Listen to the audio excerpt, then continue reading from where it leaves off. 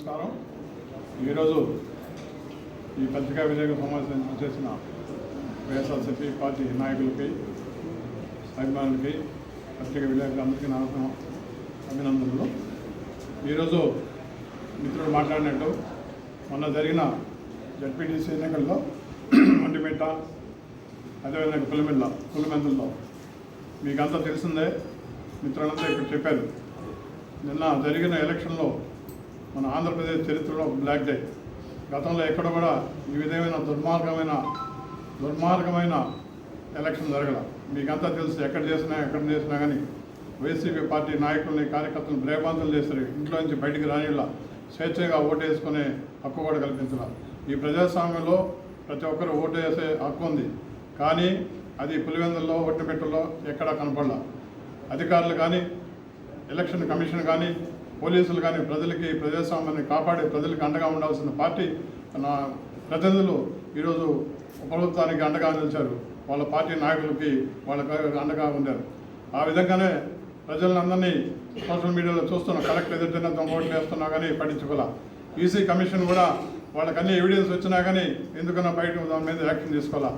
కేవలం జగన్మోహన్ రెడ్డి గారిని, వైసీపీ పార్టీని ఓడించామని ఊరికే ఒక అపోహక ప్రజల్లో కనిపించి వైఎస్ఆర్ పార్టీ నాయకుల్ని ఏదో దెబ్బతీసే విధంగా ఏదో ఆనందాన్ని, పైశాచిక ఆనందాన్ని పొందేదానికి తప్పితే ఈ ఎలక్షన్ ఎందుకు కాదు. కేవలం పులివెందుల్లో మనం గెలవాలా, పులివెందుల్లో జగన్మోహన్ ఓడించాలా.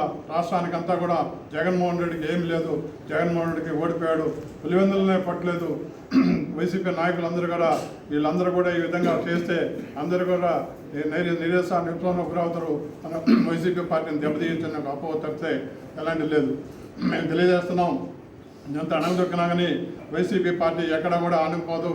మీరు ఎంత ఇబ్బంది పెట్టినా కానీ, జగన్మోహన్ రెడ్డి గారిని ఎంత ఇబ్బంది పెట్టినా, ఎందుకు చేసినా కానీ పార్టీ ఎప్పటికీ ఎట్లా ఉంటుంది, ఆయనకు అండగా ఉంటారు. మీరు ఎంత ఇబ్బంది పెట్టినా కానీ అంత ఎక్కువ కాంగ్రెస్ పార్టీ కార్యకర్తలు లేస్తారు. ఈ విషయాన్ని గమనించండి. మీరు ఎప్పుడు కూడా ఎన్నికలు అనేది ప్రజాస్వామ్యంగా జరగాలి. దీనికి అన్ని మా నాయకులు చెప్పినట్టు అలాంటి ఎక్కడా కూడా జరగలేదు. పోలీస్ వ్యవస్థ కానీ, ఎలక్షన్ కమిషన్ కానీ అధికారులకు విఫలమైనారు. ఇలాంటి ఎలక్షన్ జరిగినా ఒకటే, జరపకపోయినా ఒకటే. మీరే కేవలం ఒంటిమిట్ట జడ్పీటీసీ ఎన్నిక గెలిచినట్టు, అదే పులివెందుల ఎన్నికల గెలిచినట్టు ఎవరింటితో బాగుండేది. కానీ ఈ విధంగా భయభ్రాంతులు చేసి ఎక్కడ ఇంటిలో బయటికి రాకుండా చేయడం అనేది దుర్మార్గమైన చర్య. ఈ చర్యని మేమందరం కూడా ఖండిస్తున్నాం. కాబట్టి ఎలక్షన్ కమిషన్ కానీ అధికారులుగా తెలియజేసేదే, ఎలక్షన్ కూడా ఈ రద్దు చేసి మరీ స్వేచ్ఛాయుతంగా కేంద్ర పథకాలతో ఎన్నికలు జరపాలా.